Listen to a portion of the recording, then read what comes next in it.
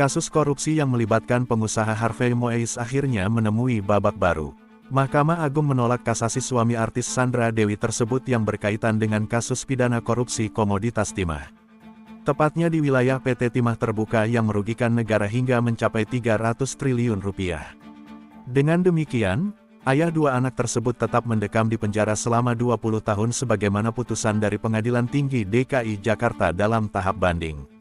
Permohonan kasasi itu telah terdaftar dengan nomor perkara 5009K/Pit.Sus 2025. Penolakan kasasi Harvey itu terjadi pada tanggal 25 Juni tahun 2025 oleh Ketua Majelis Hakim Dwi Arso Budi Santiarto. Selain itu, terdapat dua majelis hakim lainnya yang ikut berperan bernama H. Arizon Megajaya dan Ahmad Pujoharsoyo. Setelah putusan kasasi tersebut final, maka status perkara korupsi yang menjerat Harvey mempunyai kekuatan hukum tetap. Sebelumnya, Pengadilan Tinggi PT DKI Jakarta memang melayangkan vonis pidana selama 20 tahun kepada pengusaha tampan tersebut. Dalam putusan sebelumnya, Teguh Haryanto selaku Ketua Majelis Hakim menyatakan Harvey terbukti bersalah. Pasalnya, ia telah melakukan tindak pidana korupsi dan pencucian uang bersama dengan rekan-rekan lainnya. Harvey juga wajib membayar denda sebesar 1 miliar rupiah subsidiar 8 bulan kurungan jika tidak membayar uang pengganti. Dengan ketentuan, jika tidak membayar uang pengganti selama 1 bulan setelah putusan tetap, maka harta bendanya akan disita jaksa.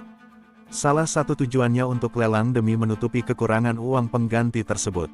Dan apabila terpidana tidak mempunyai harta benda yang mencukupi untuk membayar uang pengganti tersebut, maka terkena pidana penjara selama 10 tahun, ucap Hakim Teguh di Pengadilan Tinggi DKI Jakarta pada Februari lalu.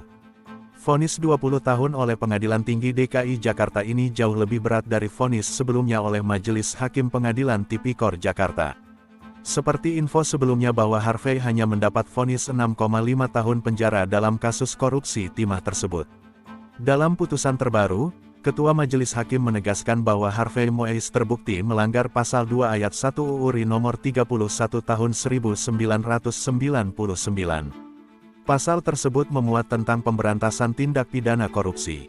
Sebagaimana telah berubah menjadi UU RI Nomor 20 Tahun 2001 terkait pemberantasan Tipikor Jo Pasal 55 Ayat 1 ke 1 KUHP. Selain itu, Harvey Moise juga terbukti melakukan tindak pidana pencucian uang sebagaimana dalam Pasal 3 dan Pasal 4 Undang-Undang Nomor 8 Tahun 2010. Akibat perbuatannya, Harvey harus menelan pil pahit untuk jauh dari istri dan kedua anaknya selama 20 tahun.